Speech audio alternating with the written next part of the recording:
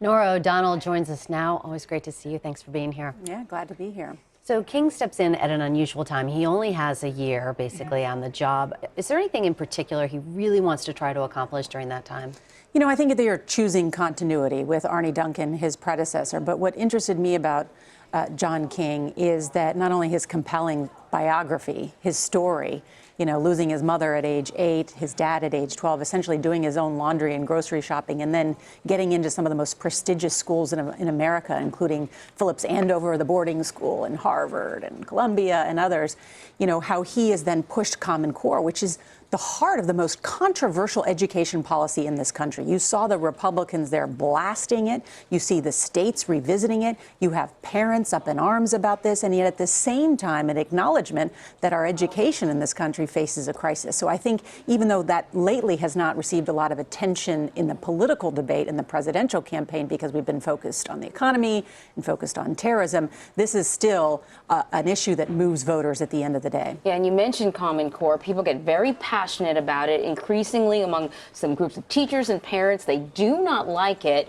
In his new role, he's going to continue to push for Common Core. Does he have a strategy? Yes, and I mean, here's the interesting thing, is he pointed out Common Core is adopted by the states, right? We have that system. States control education in this country. But what happened was that the federal government then tied what was called Race to the Top, some funding and bonuses, to Common Core standards. And so states wanted to adopt it because they knew they could get funding, additional grants from the federal government if they applied them. And then a lot of the teachers and a lot of the parents don't like what some of these new state guidelines are, the new way the teachers have to do additional testing, all of those things. The interesting thing is, what I learned in doing this story is that Common Core in many ways came, though, from business interests who were seeing that they don't have enough talented pool. And so you have people like Bill Gates and the Gates Foundation, Rex Tillerson and ExxonMobil, other big companies in this country have been pushing and saying to educators, we need a smarter pool of students because we can't fill the jobs that we need to fill in American businesses.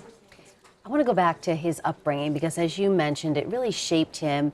And you pointed out that he's doing his laundry, he's grocery shopping before the age of 12. He lost both his parents. How did that change him? What did he say about that? So this is really key, and I think we all know this because we've had a great teacher or great teachers who help change us or get us interested in a particular subject.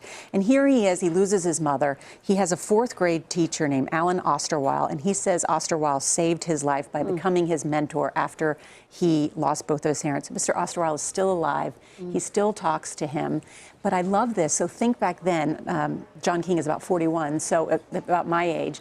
So there he is in the early 80s, and the teacher is making him, as an 8, 9, 10-year-old, read the New York Times every day. Everybody in the class walked in, there was a stack of New York Times, and the kids had to read the New York Times. He said he took them, they were in East Flatbush, you know, in Brooklyn, and he brought them into the city to go to museums, sort of opened the world for many of these students, an African-American Latino student, and opened his eyes to the world. He lost both his parents. He went to live with an older brother who liked to drink and party, was in his 20s. He made it to Phillips Andover, one of the most exclusive, best boarding schools in the country, got kicked out for behavior, went and lived with his uncle, who was a Tuskegee airman. And this is what his uncle said to him. He said, look, you can be angry about all the things that happened in your life, but at some point, you got to decide how you want your life to be. You can't blame other people for your situation. He says that was sort of a moment for him because he was angry. He was angry that he lost his parents. He was angry that he was at this boarding school where he didn't feel was diverse.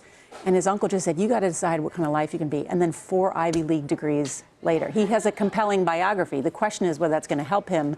What is a very contentious time. The president will soon nominate him to be the education secretary. And you bet there's going to be a fight on Capitol Hill with Republicans over what he represents and Common Core and all of that. Yeah, a lot to watch. Yeah, really interesting. Thank you very much, Norah O'Donnell. Yeah, great to see you.